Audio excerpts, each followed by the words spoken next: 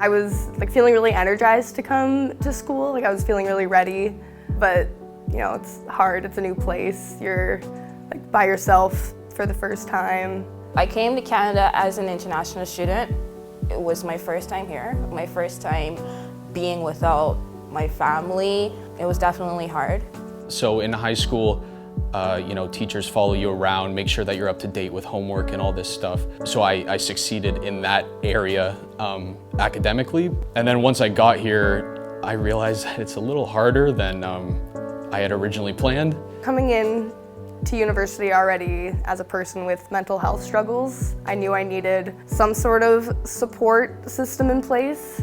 In the beginning, I was kind of in problem-solving mode where I would constantly be trying to fix a situation, and this led to me constantly feeling anxious. It became such an integral part of my day-to-day experience that I didn't even think that that was the normal way to be living. So my first midterm that I got back was actually, I got it back and it was 30%. And I had never seen a mark that low in my life. So I called my mom and I was like, listen, I'm dropping out or I'm doing something because I can't do this anymore. That internal voice saying oh, you're smart, this is your identity, you're an academic. It kind of changed and was okay, well, if you got a 30, are you really, what are you right now?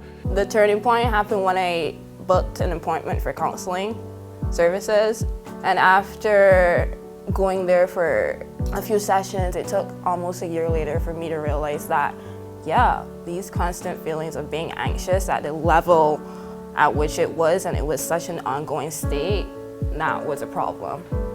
I focused on other parts of my life where well, I may not be this super academic, but I'm still here. I'm a varsity swimmer, I'm a good friend. You can't change the fact that you're in a new place. You can't change the fact that you're maybe dealing with people who it's maybe a little awkward around right now. But yeah, I can control how I want to take care of myself and how I want to motivate myself.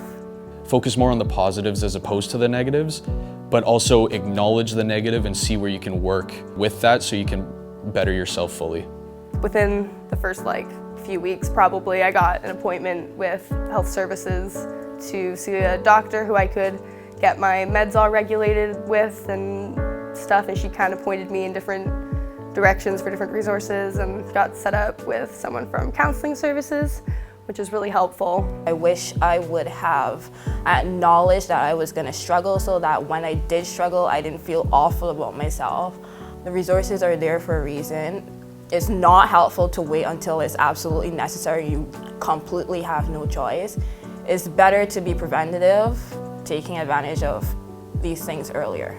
There's a lot of things run by the students, like the Student Support Network, just really great programs that are there, often run by the students, but for the students. I think that is better because it's coming from a student's perspective. It's nice to talk to people who yeah, I totally get it.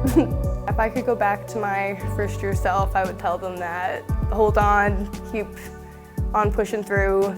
By next year, it's not going to be so bad and you're going to be doing your best. So just keep on doing that as best you can do. I would tell myself to not give up.